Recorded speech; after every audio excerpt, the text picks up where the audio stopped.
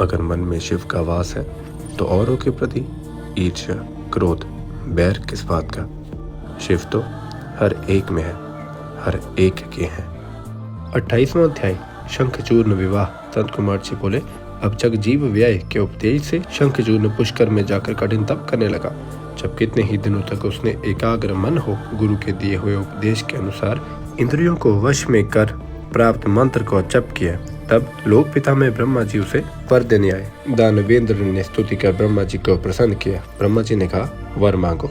उसने कहा, मुझे देवता न जीत सके। ब्रह्मा जी ने कहा, ऐसा ही होगा, यह वर दे। ब्रह्मा जी ने उसे श्री कृष्ण जी का अक्षय कवच दे दिया और कहा कि तू बद्री का आश्रम में चला जा, जहाँ सकामा तुलसी तप कर रही है, तो उससे विवाह कर लेना, वह धर्मराज की कन्या है। ऐसा कहकर ब्रह्मा जी अंतर्ध्यान हो गए। शंखचूर्ण वहां चला गया। सुषमा जी तुलसी उस पर कटाक्ष करने लगी। उसने उनका परिचय पूछा। तुलसी ने कहा, मैं धर्मराज की कन्या हूँ, तुम कौन हो?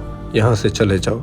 नारी जाति बड़ी मोहिनी होती है, यह ब्रह्मादिकों को भी विष के समान होती है। इस पर उसने अपने को कामी होने से निर्दोष प्रमाणित किया तथा यह भी कहा कि मैं यहाँ ब्रह्मा जी की आज्ञा से आया हूँ।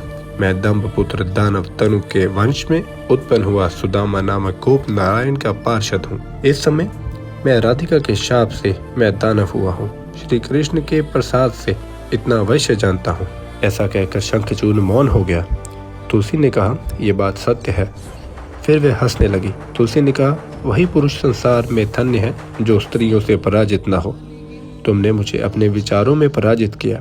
तुलसी के ऐसा कहते ही वहां उसी समय ब्रह्मा जी आ गए। उन्होंने शंखचूर्ण से कहा, तुम इसके साथ विवाह क्यों नहीं करते हो? गंधर्व रीति से विवाह कर इसका पाणी ग्रहण करो। तुम पुरुषों में रतन और यह स्त्रियों में रतन है।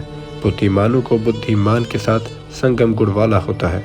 ऐसा उपदेश दे ब्रह्मा जी अपने लोक को चले गए।